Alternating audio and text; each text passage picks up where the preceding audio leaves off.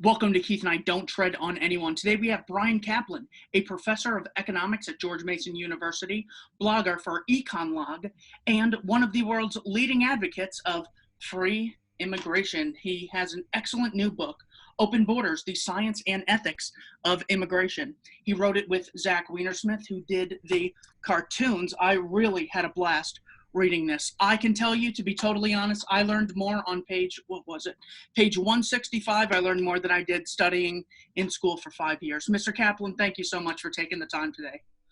Great pleasure to be here. I wish I remember what was on page 165.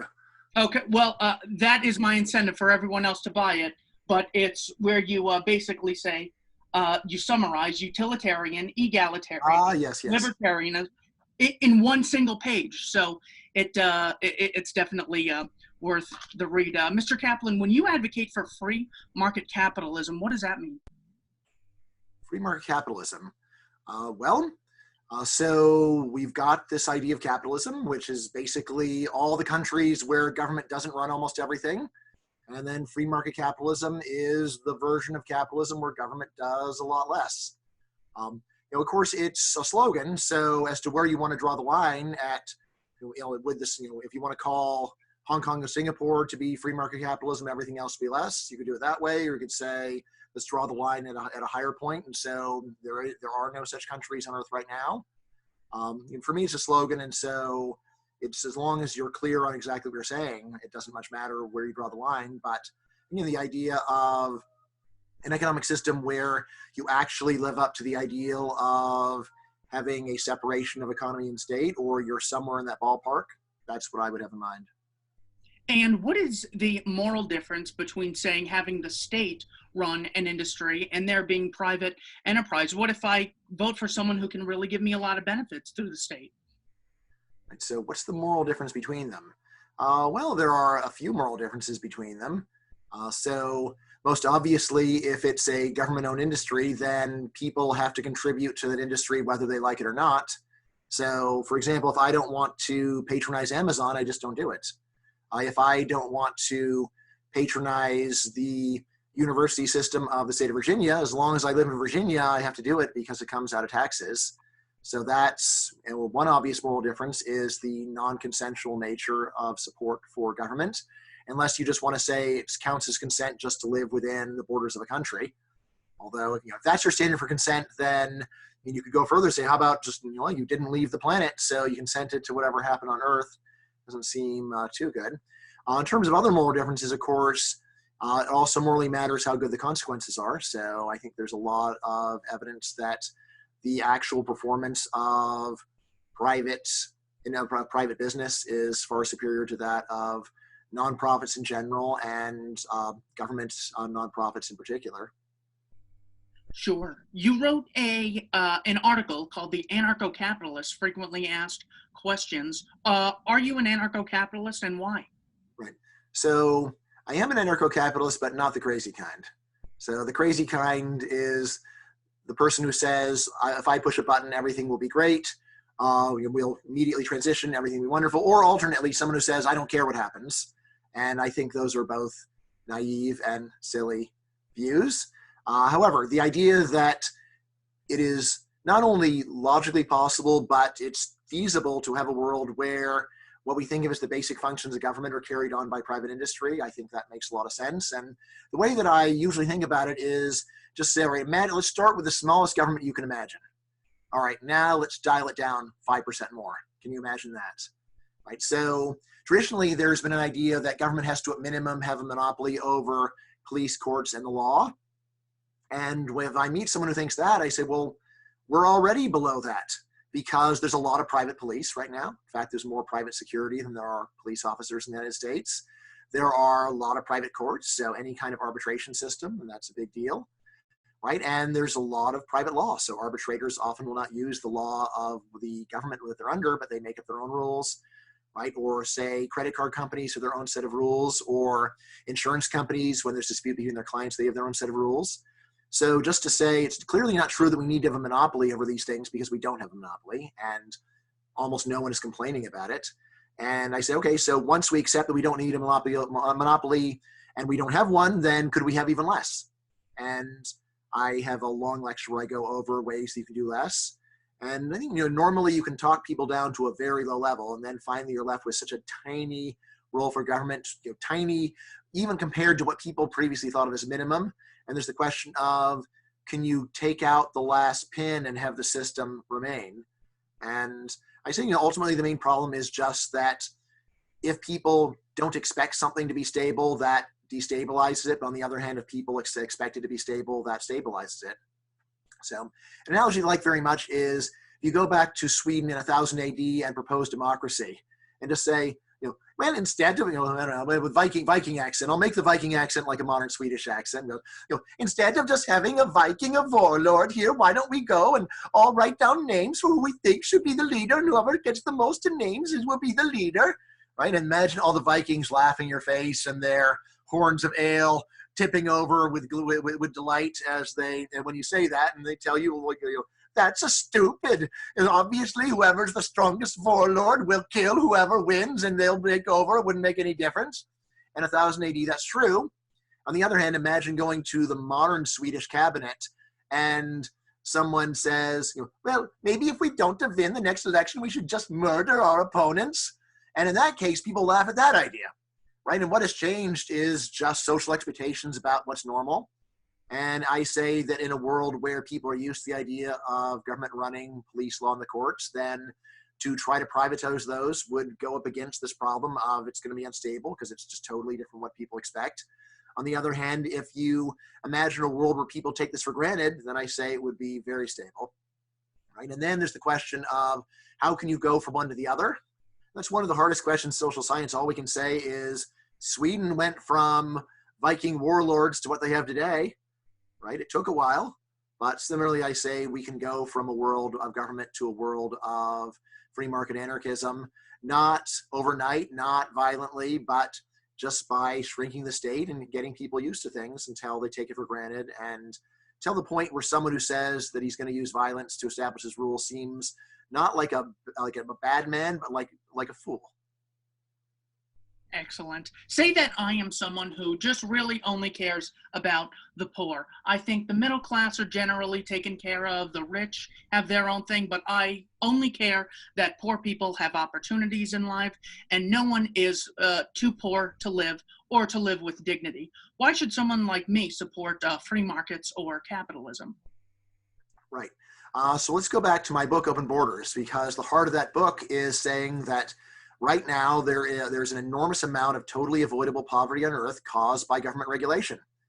Because right now, there are people who are so poor compared to almost anyone you see in the United States, and yet they're able-bodied. They're perfectly able to take care of themselves, and they could take care of a bunch of dependents as well. There's just one problem, and that is that it's illegal for them to move to a country where they can go and get a good job. So if you are a rural farm in Mexico, if you could just get across the border of the U.S. and work on a U.S. farm, you could make probably 5 times as much money as you do back home in Mexico, but that is illegal. So I would say if you really care about the poor, you should first of all realize that most global poverty really is, or in the long run, caused by these immigration restrictions that have kept people who are able to take care of themselves from, in a free market from doing so. So that's the first really big thing, is to realize that there is a big system of regulation that has locked enormous amounts of global poverty in place. And this is totally caused by government, right? Because there are jobs that might not seem very desirable to native-born Americans, but which are fantastic in the eyes of most people on Earth, and it's illegal for them to take those. In the same vein, I would say there's another very large body of regulations that is terrible for the poor, both domestically and internationally, and these are regulations that make it very expensive to build homes, right? So right now, the high wage areas of the country are places like New York, Bay Area, but you might say, why don't people in West Virginia just go and move there? And the answer is that it's so expensive to get a home there, so expensive to rent an apartment, that you actually lose more money in rent that you would make from the higher wages. Right now, why is that? You might just think this is just supply and demand, but it's totally not. There's been a lot of research on this.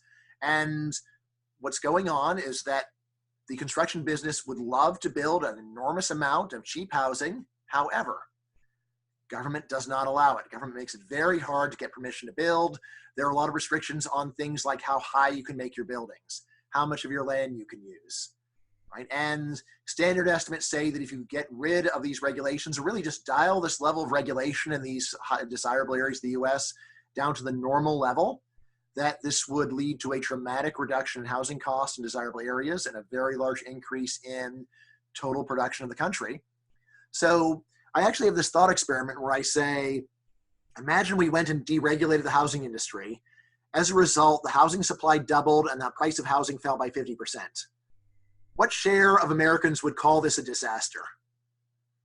Right? And I think actually, and when I did a survey, most people thought that most Americans would consider this a total disaster, even though this is a scenario where we've doubled the housing stock and it's half the price of what it used to be. So you think that people would be happy, and yet the general expectation that most people have and that I have is that people would try to find the dark lining in the silver cloud of a massive expansion of affordable housing, right? But again, if you care about the poor, then obviously the poor would benefit if they could get housing for half the cost of what they're currently paying. Not only could they just afford a bigger, nicer place, they wouldn't have to rent. Maybe even if you're homeless, you could afford to get a place as a result. But furthermore, it would be affordable to go and move into these higher wage areas of the US and enjoy that. So those are the really big regulations that are terrible for the poor. And we can talk about others if you want. So obviously there are some other things government does that at least seem like they're helpful for the poor. But I think it's worth pointing out that there are two very large bodies of regulation which have an enormous and bad effect for the poor. Just to get that on the table, so regulation of immigration, regulation of housing, these are two things that are terrible for the for the truly poor. So if you're worried about them, these are at least two massive ways of deregulation that you should totally support. Say that, all right, you've convinced me capitalism creates a bunch of stuff. When people are free, they're more free to make voluntary exchanges, which increases their overall satisfaction. But I care about inequality. Let's say I see some people that have so much, and I see some people that have so little. And if they get laid off, their life is just in shambles. If I only care about inequality, why should I consider something like free markets? Right. Well, just to sound like a broken record, if you care about inequality, you should favor getting rid of immigration restrictions, because those trap really desperately poor people in really severe poverty while protecting people who are already living quite well. And then similarly with housing, right? If you care about inequality, you should want to make housing cheaper so that poor people can afford nicer homes and also can live in higher wage areas of the country.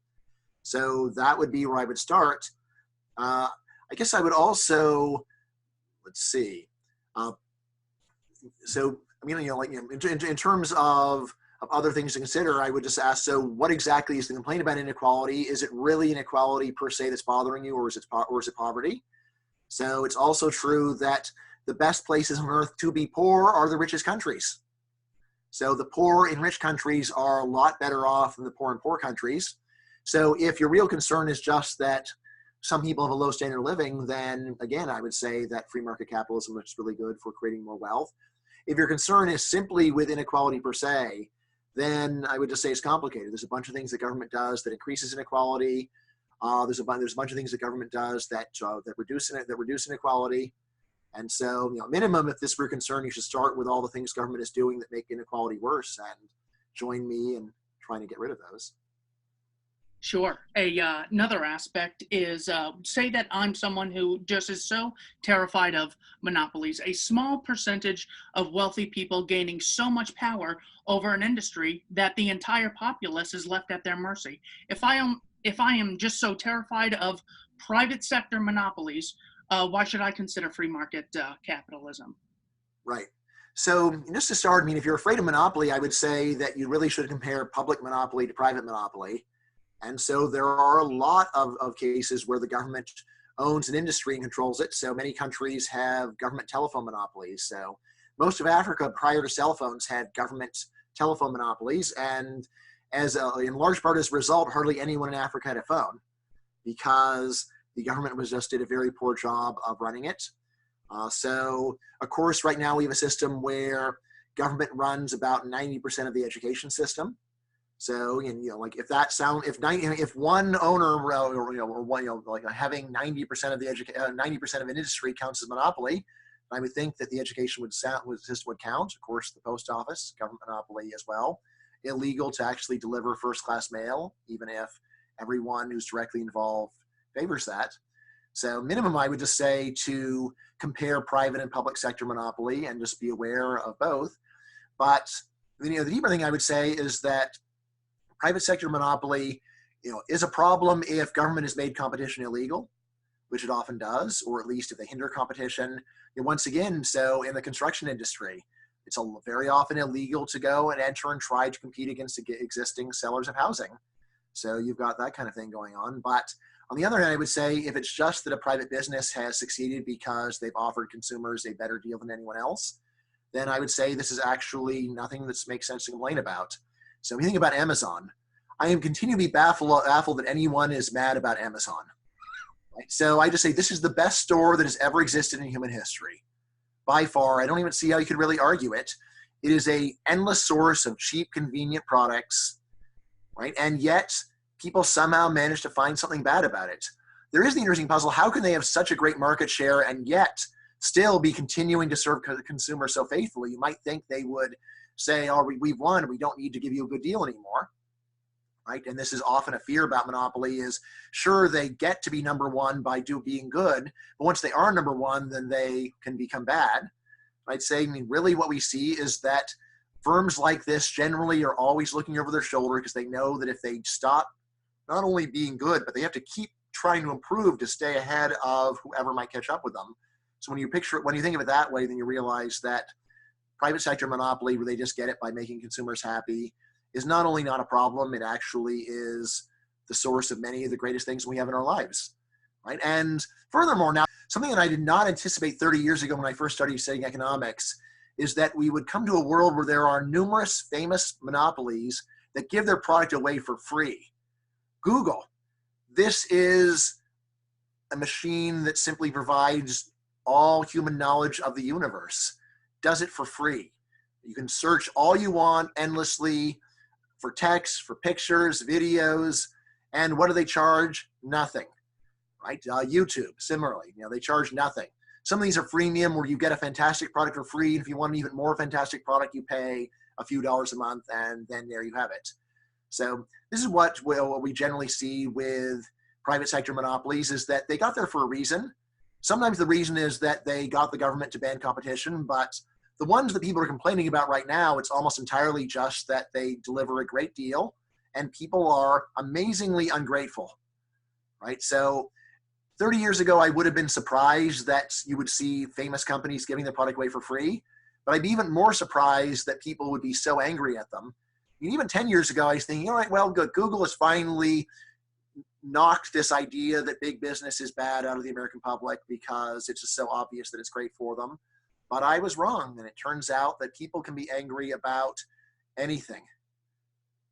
That was the first thing that came to mind when you said, what if we doubled housing and cut the price in half? I go, AOC would be so upset you'd never hear the end of it. Why are some countries wealthy and some countries poor? Well, there are a bunch of reasons, but I would say that in the long run, the biggest reason is economic policy. So there is a set of economic policies that are very helpful for economic growth. So these policies generally involve having a high degree of economic freedom, stable private property. So that is a big part of it, and especially doing this for a long time. So if Haiti went and got very free market policies today, they'd still be poor in a year because a lot of this is cumulative. Of course, also being very open to not just international trade, but international investment. International investment is not just money. It is also know-how, it's organization, it's management. So these are very important things, but there are a bunch of other factors that you really have to think about. So a lot of evidence that average national intelligence matters, and this does vary by country, and that's just a fact. Some of that is probably reverse causation, but probably some of it is not.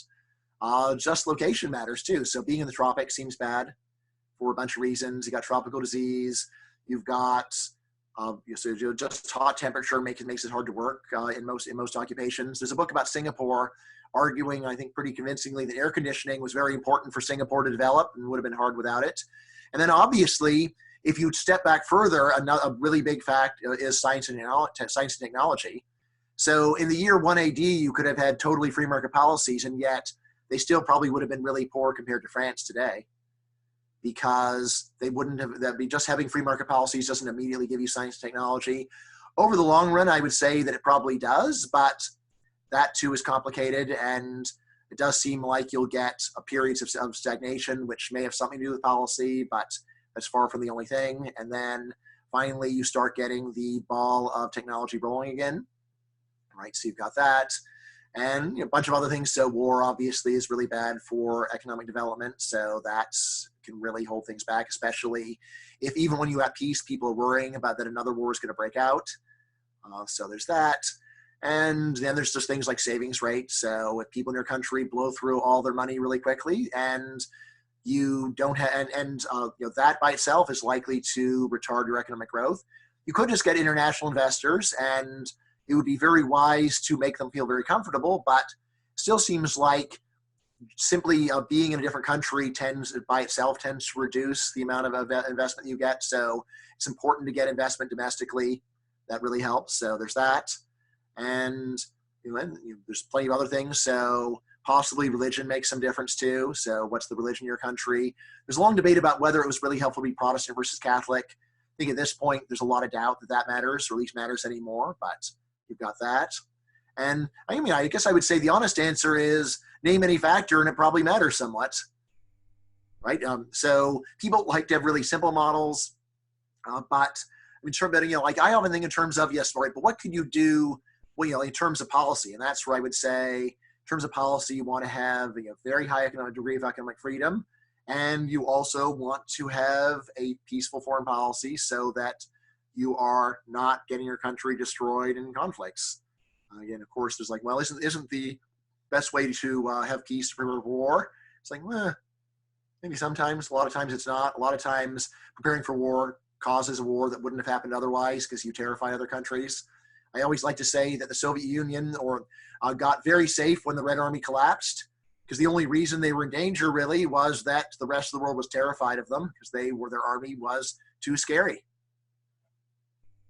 Sure. What if I am someone who just cares about the cleanliness of the environment? Everything else is materialistic nonsense. I only care about having a clean place for me and my cat because I'm so scared of the environment I'm not even having kids. Why should I support free market capitalism? I guess if literally you only care about yourself and your cat, then maybe it would be good for the environment if all other human beings perished.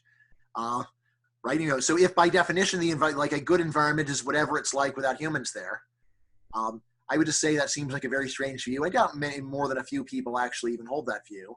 What I would say about someone who just says, look, I would like to enjoy a nice standard of living, but also to have nice environmental quality. That's what I would say there is that researchers have found something that's called the environmental Kuznets curve. And it comes down to this. When you're really poor, economic development seems to make the environment worse. And so just picture being in a small agricultural society, and then you start getting some industry. Normally what happens at first is that the environment gets worse. You get air pollution, you get water pollution. However, when the income per person in your society gets to a moderate level, then what we see fairly reliably is that this reverses, and then the societies start to clean up. And then eventually you get to what is typical in the first world, where you have both a high standard of living and a clean environment. And it's called the environmental Kuznets curve because it's a curve. First, development makes the environment worse, then it stabilizes, and then further development makes the environment better. Essentially, once people can afford to make things clean, then they make things clean. All right, so that's the main story to say. Now, I would also say that often measures of environmental quality people use are deliberately slanted to make modern society look bad because they don't measure the filth of earlier societies. So for example, usually we don't, when we measure environmental quality, look at amount of horse manure anymore.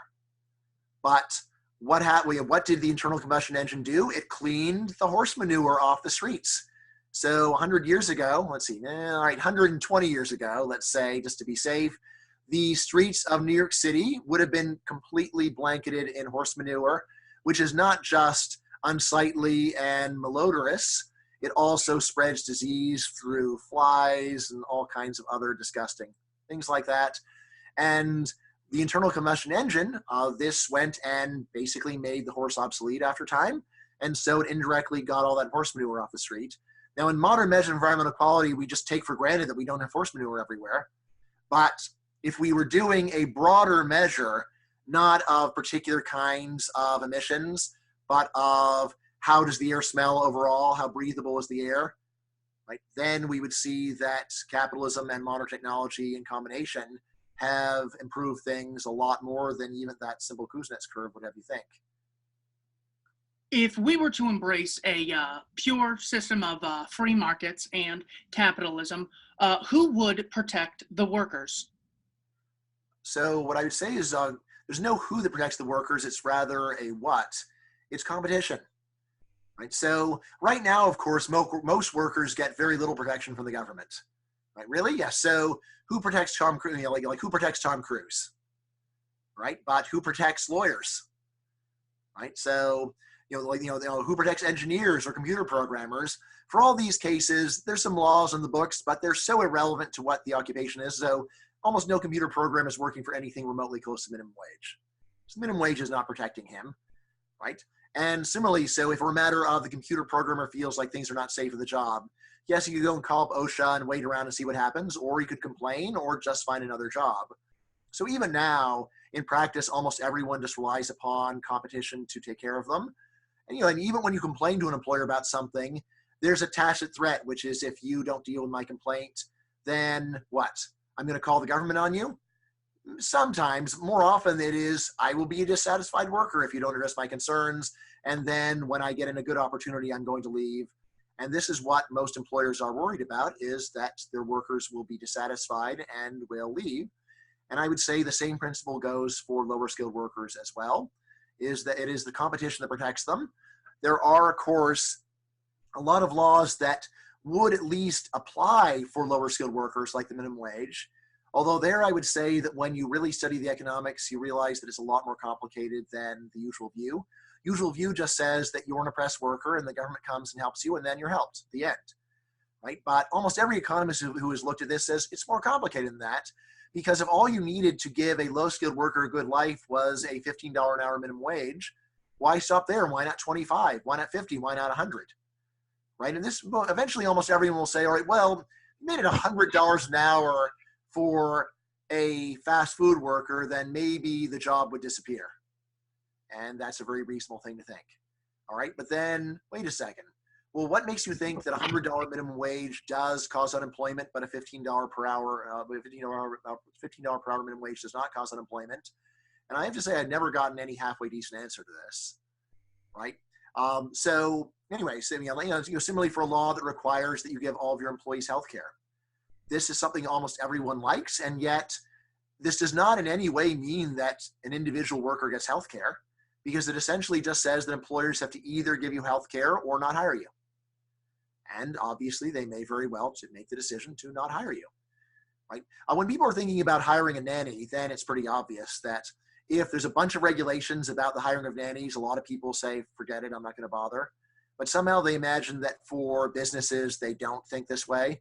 And again, as to why businesses would not be responsive to the cost of labor and the cost of regulation, I just can't imagine where anyone would get this idea. And finally, just to get a really good idea of how labor markets actually work for low-skilled workers. Right now, there are millions of workers that do not actually have legal protection in the United States because it is illegal for them to work at all. So illegal immigrants cannot legally be working in the United States at all. And yet, you find that when they go and get jobs, they are not paid 10 cents an hour, right? Instead, even in the illegal market, you see that employers are concerned about competition. So if I'm employing some workers illegally, still, this does not mean the workers are slaves. They could go and work for another employer illegally, and employers have to go and consider this, right? And to me, by the way, this is also very relevant to another very popular worker protection is legal protection against discrimination. So there is an idea that without discrimination laws, employers would be discriminating left and right. And I say, well, think about this. Illegal immigrants are people against whom it is illegal not to discriminate. According to the law, you must treat illegal immigrants very differently from people that are legally allowed to work. Namely, you're not allowed to hire them at all. And yet, even though it is perfectly legal to discriminate against illegal immigrants, in fact, it's required, people are worried that employers won't do it. They're worried that if all you say is they're not protected, that employers will hire them anyway, right? So what's going on here? I think the answer is people realize employers are mainly in it for the money, and therefore, if the law simply said you can hire illegal immigrants if you want, but they are not protected from discrimination, they realize that employers will still hire them, and that's why the law actually says you may not hire them. You will be punished if you hire them, because otherwise they know that these market mechanisms, competition, would work. And in the absence of laws that prevented employers from hiring illegal immigrants, it would be really easy for illegal immigrants to get a job. And even now, when there's a bunch of laws, still illegal immigrants find employment because employers are willing to break the law to make money. What is social desirability bias? Great question. Social desirability bias is one of the most important and well-validated ideas in all of psychology. It says that when the truth sounds bad, people lie. And often they get sucked up into their own lies so much that they start to believe completely nonsensical things. All right, so some of the most obvious examples of this are if you ask people if they went to church, a higher share of people say they went than really did when we go and look at the bodies that were there. If you ask people how much money they give to charity, people will claim to give more money to charity than they really do. If you ask them how much they drink, they claim to drink less than the actual sales of alcohol show that they do in fact drink, right? If you ask them things like, are you a better than typical driver? More than half the population says that. If you ask people, how kind are you compared to others? How generous, right? Then for all these things, we see that there is a gap between what sounds good and what really is happening. Or one of my favorite ones is if you ask people, if you were pregnant with a Down syndrome baby, would you abort? Most people say no. Yet we have numbers on the fraction of people who find themselves in that situation saying that a very large majority do. Right? It's the difference between what sounds good and what people actually do, in fact, do. Right? Now, this is a very general idea, and once you really appreciate it, you can see it almost everywhere. But in particular, I say you can see so much of this in politics. For example, you'll see in politics that people will say completely nonsensical things, like nothing's more important than education. I don't care what your ideological views are. This is an absurd statement. Food is more important than education, obviously. Right? If you either have food or no education, or education, no food, which one are you going to choose? Right? Or when people say things like, it would be better for us to go to war than to lose 1 inch of territory. Oh, really? Oh, really? It's ridiculous.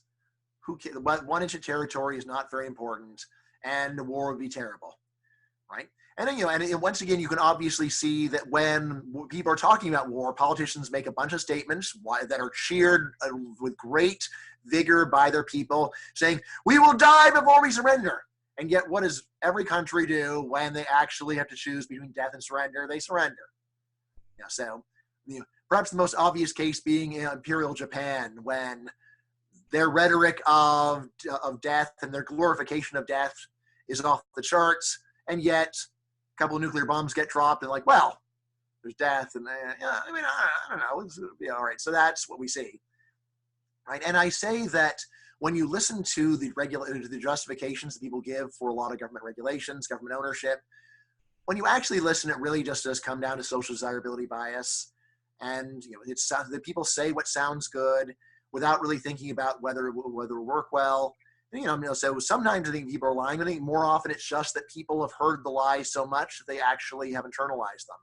So things like, the minimum wage was just great. It's just a way of helping workers. It sounds good. What about a million wage of $100 an hour? Wouldn't that have some bad effects? So you don't really favor that, do you? So then what makes you think that having a $15 minimum wage $15 per hour minimum wage isn't bad, right? And same thing goes, like with many complaints about immigration, things like if one American is harmed, it's like, tell me anything good that has ever happened that didn't harm one American. Yeah.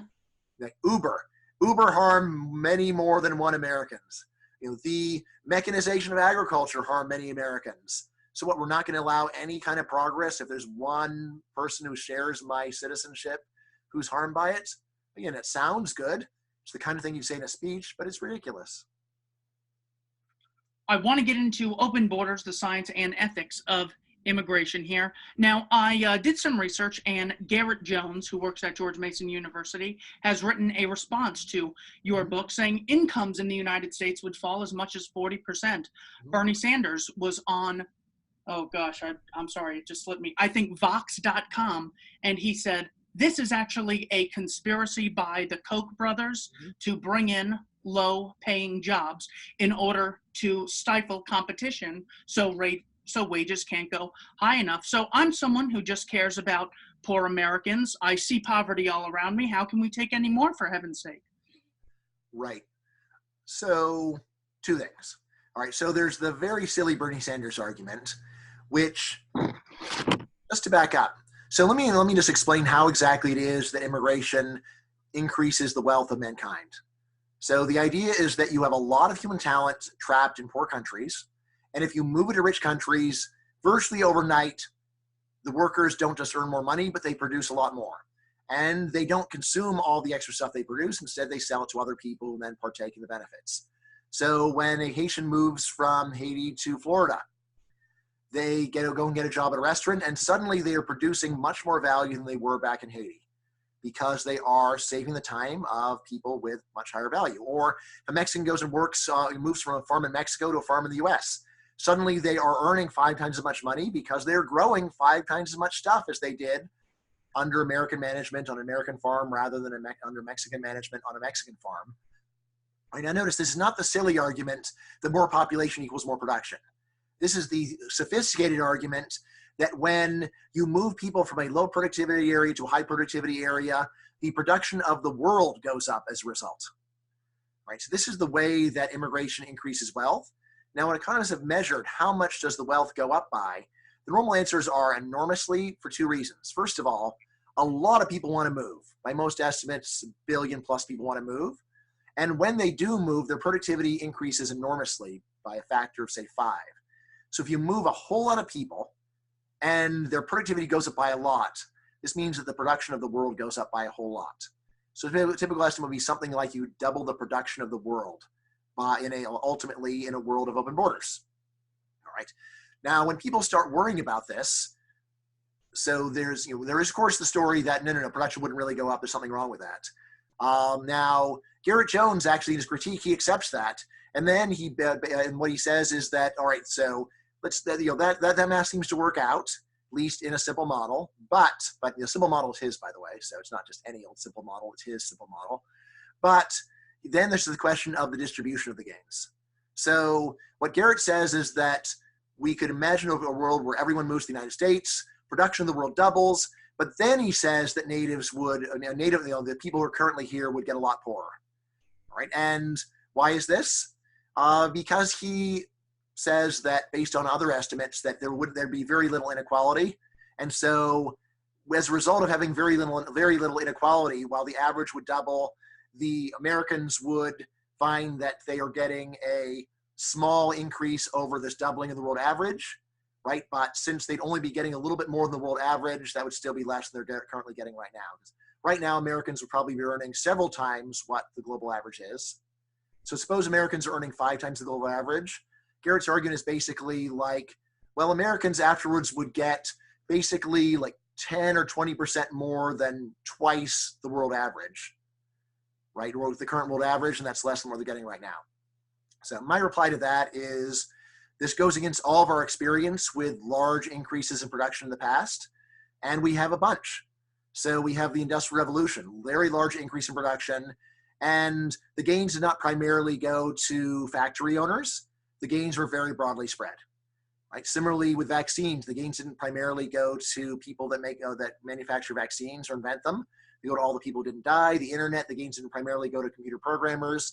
Similarly, I say that it's not reasonable to think that almost all or the gains, or actually in Garrett's scenario, it is that more than 100% of the gains go to migrants.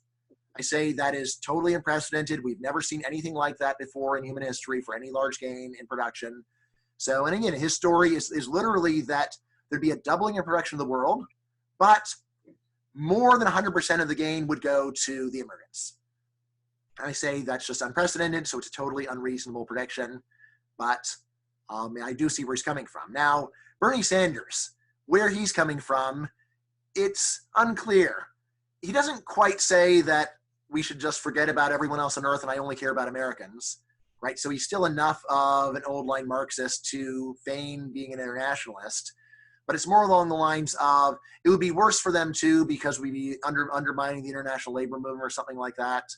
So, and for that, I would just say that if you really believed him, then you should be against technological progress as well, because it's the same idea of you figure out a way to accomplish more with fewer people, and then what's going to happen to the poor workers, right? And again, this idea has a lot of appeal, except for the fact that it contradicts 200 years of human history, where technological progress has been awesome for average living standards. Although, of course, sometimes it is bad for individual workers in a particular affected industry. But you always have to remember you're not just a worker, you're also a consumer. So if there's a lot of progress in your industry, but every other industry is stagnant, that can indeed be bad for you. On the other hand, if there's progress in a bunch of industries, including yours, then obviously this has been a fantastic boon. And every reason we should think this to be true in the future. I mean, really what I said is, selfishly speaking, what you should want is open borders for every occupation except your own. Yeah. So for me, the best world would be where we have open borders, but we deport all the foreign-born professors.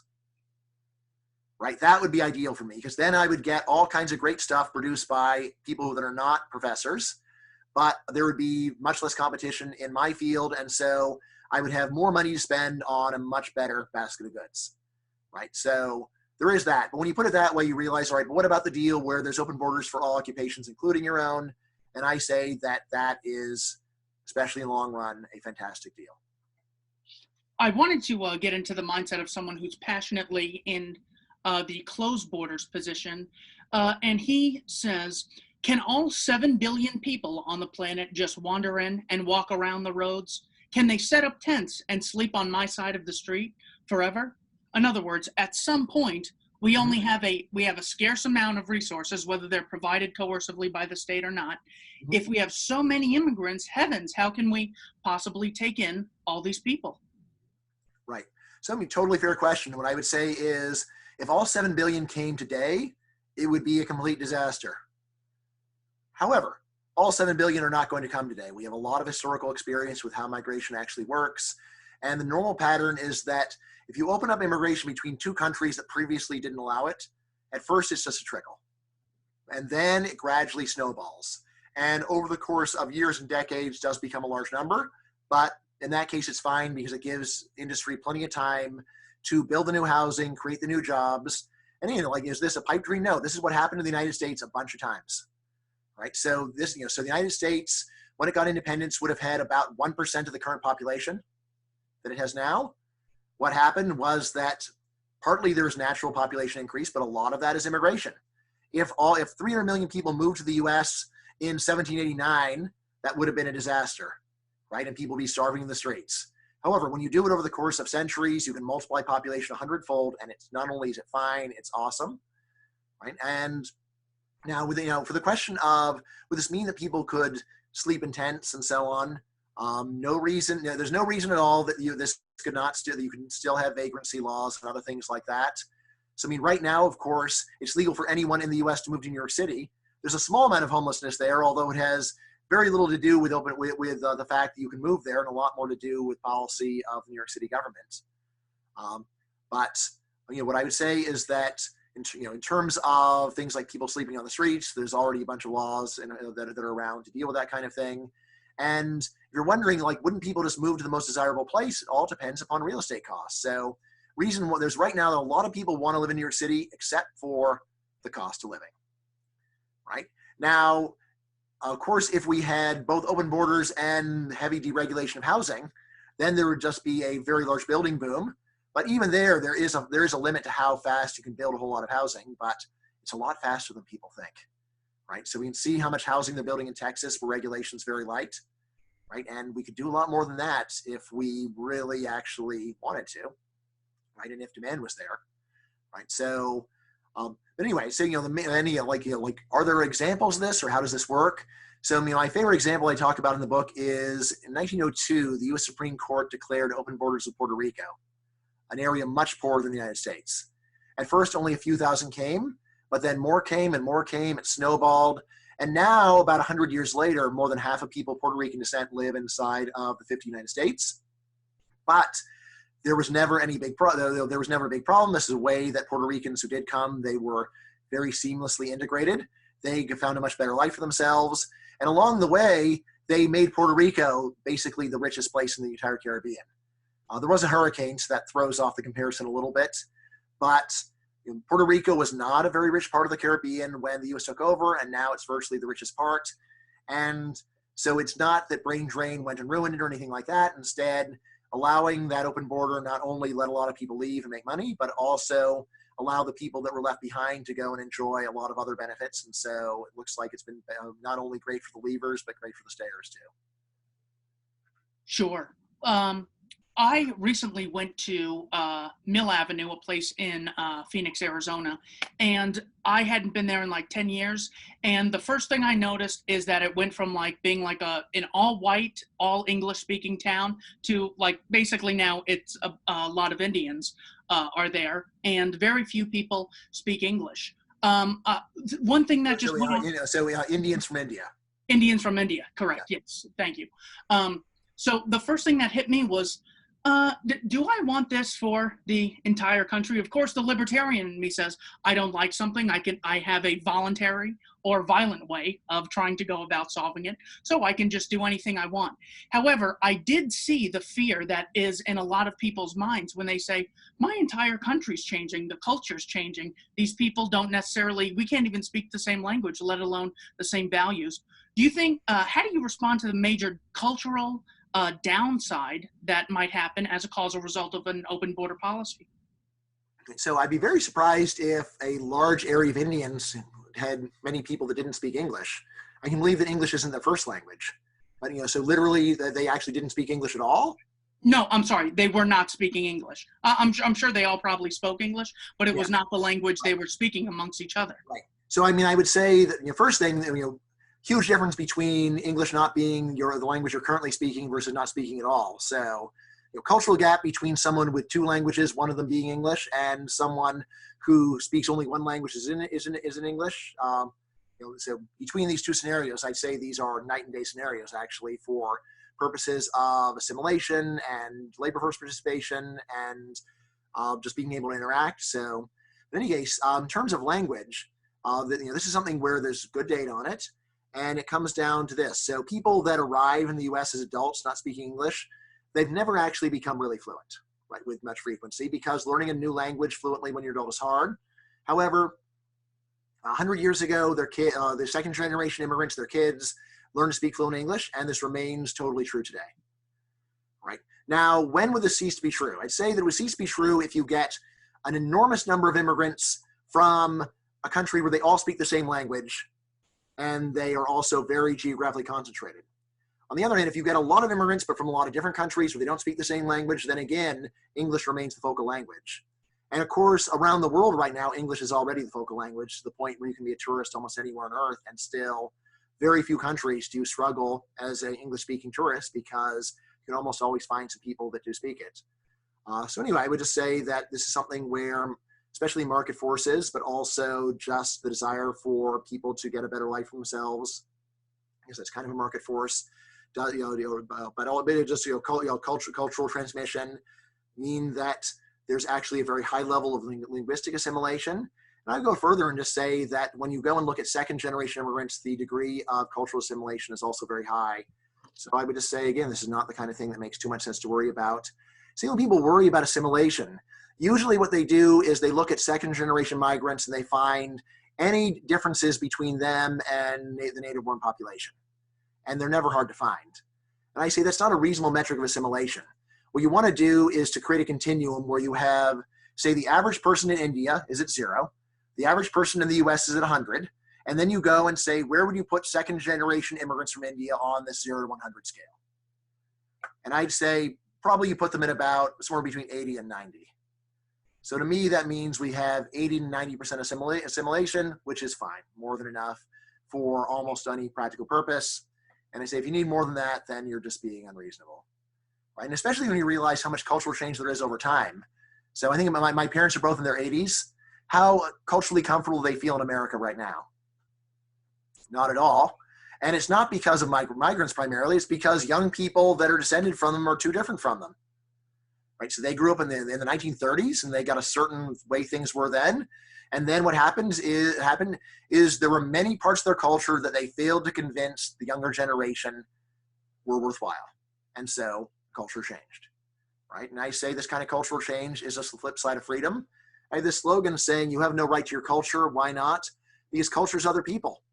You know, my mom doesn't have any right to have her culture remain Catholic, because for that to be so, it would deprive me of my freedom of religion, right? And once you can accept that it's okay for cultures to change over time without migration, then I don't see what this moderate change that you get from migration, or why that's special or would justify anything further. Right? And, you know, my reaction to people who complain about cultural change is always, well, maybe you're right. So why don't you sell your culture, promote it? Right? Instead of complaining or trying to stack the deck by saying people who don't agree with you aren't allowed to be here, how about you try to convert people, right? I mean, right now, of course, there are many countries on earth where there are repressive governments that are desperately trying to keep Western and especially American culture out, right? So Saudi Arabia doesn't want to have American culture in there, right? Iran does not want to have American culture. The Ayatollah had this great word, he called it West toxification. West toxification, these Western ideas, Western attitudes, Western movies, women wearing skirts, all this stuff. He says that's poison and it's coming in and we need to crush it. And I say there's a kernel of insight there, namely, if there's just free competition between cultures, Western culture generally does win. And this is going to be especially clear if people can actually leave repressive countries and come to a place where there's a free market in culture or something close to it. And so the Ayatollah can't do it, can't really do anything about it. Terrific. I definitely recommend reading the book. It addresses virtually all the primary rebuttals someone would have to open borders, whether they're a progressive, whether they're conservative, or whether they're a libertarian, such as myself. I got 3 more questions for you. They're all more or less the same thing. What is the most important thing you learned from the work of Jason Brennan? Most important work I've learned from the work of Jason Brennan. I think actually probably the thing, his work that I've learned the most from is his Why Not Capitalism, which is a reply to Jerry Cohen's classic work, Why Not Socialism? And what's really neat that Jason does in the book is he just says, all right, look, we can imagine a society of totally cartoonishly nice, sweet people who still want to have capitalism, and we can imagine what that would be like. And he relies very heavily upon the Mickey House Clubhouse TV show for kids, where he says, look, this is clearly a capitalist society. All the characters own stores and run businesses, but they're all really nice. They're all really nice. And he says, and this is what's wrong with Jerry Cohen's book, is he talks about a society where everyone's super nice and they're socialist. And Jason says, look, really all the mileage is coming from the niceness and not from the difference in policy. And it's not true that nice people would necessarily want socialism, because in the same way that a really nice person might not want to co-author a paper with another person, they might want to write singly so they can express themselves in a undiluted fashion. So too, in a capitalist society, a really nice person might want to run their own business so they can do it their way, express their individuality. And so I think that's a really nice way of explaining it, right? Anyway, so he takes what he first presents the Jerry Cohen argument, and he refaces it in this very persuasive way of saying, would you want to be part of a camping group where everyone was buying and selling things for everyone else and people were acting all greedy? And Jason says, well, I probably would want to be in a nicer camp, but it's the niceness that matters. But we could also have a nice society based upon free market principles. And in fact, he says that one will work better, right? And of course, it's not very nice to make someone follow the rules of your group when they want to do their own thing. What is the most important thing you learned from the work of Michael Huemer? Yeah, so for Michael Huemer, I will actually go out really far and say there's a whole literature on whether you can teach a human being how to think. right, which is overall quite negative. But I would say if there were any hope that there were a thinker that could teach people how to think, that thinker would be Mike Huemer, right? Because he doesn't just have positions on specific issues. He has a general algorithm for how to think about anything. And the algorithm is this. First of all, start with some premises that will be plausible to almost anyone. All right, and that means almost anyone, right? It's not just, sure, me and my 5 friends all agree on this. No, start with some premises that would be very broadly acceptable, where you don't need to first have a whole worldview before you can see the appeal of the premise, right? So that's step 1. And then step 2 is try to construct an argument where you reason very carefully from broadly accepted premises to a non-obvious conclusion. Right, so that is the general method that he uses. And then I would also say, a secondary method that he applies is to say, any time that you think that you've got a very broadly acceptable premise, think really hard about counterexamples to that one, and see whether there's any lessons you can learn. And one lesson that he gets out of this is any principle where you are, especially any ethical or political principle where you just say this something is always true regardless of anything else. That principle is almost always wrong. I think of this as all one-sentence moral and political theories are wrong. Right? Yeah. Right? And again, it comes down to someone, so there's the libertarian one. Well, you should never initiate force against anyone else. Well, how about if you could steal a dime to save the earth? How about that? You still shouldn't steal the dime, right? Right, but it could also be everything should be equal. All right, well, should it be equal? What if half of mankind will die of starvation if we equalize everything? Should we still do that then? Right, so that kind of thing. Right, so anyway, if you go and read Mike's work, all of it does follow these general principles of thinking, which I have found to be tremendously helpful. And it's something that I'll say you can apply out of sample. So it's one thing to say some general principles, then he gives you some examples, and then you just repeat his examples.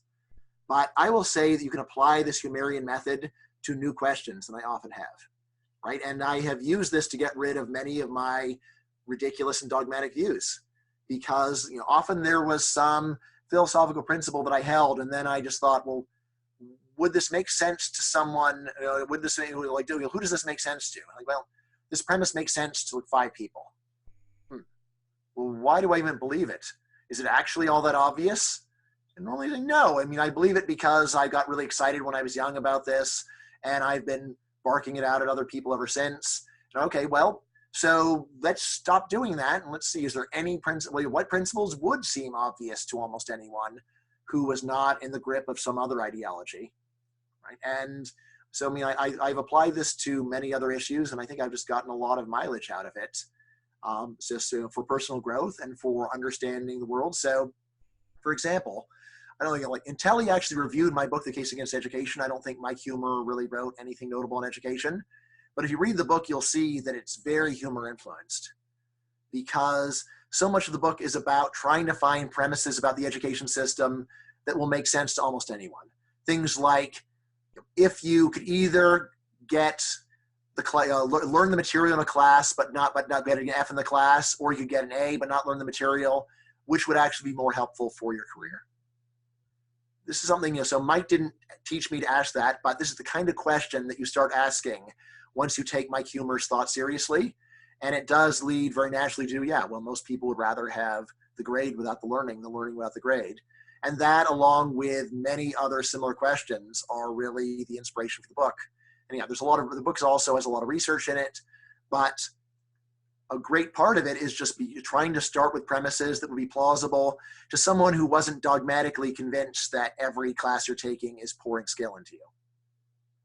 And finally, thank you for going over time with me. What is the most important thing you learned from Ayn Rand? The most important thing that I learned from Ayn Rand, let's see. So I knew very little when I started reading her, so that makes it easier. Let's see. I think probably the most important thing that I learned from her is that what we think of as philosophical skepticism in a lot of different varieties is really just self-contradictory. So this idea of the only thing we know is that we know nothing. It's like, wait a second, how do you know that? Right? Doesn't that statement just contradict itself? So, and she's very good at pointing out many other flaws like that, saying things like, like you can't even know that you exist. It's like, well, if I don't exist, then how am I even listening to you, right? So, and she has many things along those lines where these are mostly what we would just call philosophical sophisms. But and I'm not saying that she originated this, because your question was, what did I learn from her? There are other people who have made the same kind of argument, but it was from her that I learned that there are many popular statements of what we call skeptical or nihilistic philosophy that really are just totally wrong, and that's been a big influence on me. In terms of inspiration, she has a lot of great poetry about the value of reason, but I would say that she was not actually that good at reasoning herself, and really because she just didn't know any empirical psychology. So, I don't think that, like psychologists, for example, that talk about social desirability bias, all right, and they got a lot of evidence on it, and Rand was unaware of it, as far as I know. She might have some statements that indicated that she figured it out, but still, that's not nearly as good as actually documenting it. Or things like confirmation bias. One thing that you will not see much of in her, but which is fundamental to rationality, is anytime you have a view that makes sense, always ask yourself, what are the best reasons to think I'm wrong? And that's not a very Brandian question to ask. And so while it is a fundamental part of reason, and she had some great poetry about reason, but I'll call it inspiring. It's inspiring, but if you really want to be reasonable, you've got to learn a lot more than what's just what she says. And in fact, in a way, do as she says, not as she does. So live a life of reason, but that requires that you learn a lot about the fundamental errors that human beings are prone to, and then try to root them out as best you can. Oh, Mr. Caplan, thank you so much for your time today. I want to finish with a quote from page 16 of the Science and Ethics of Immigration. If a foreigner wants to accept a job from a willing employer, what moral right does anyone have to stop them? Thank you for watching Keith and I Don't Tread on Anyone, and thank you, Mr. Caplan, for joining me. All right, it's a great pleasure. Thanks a lot.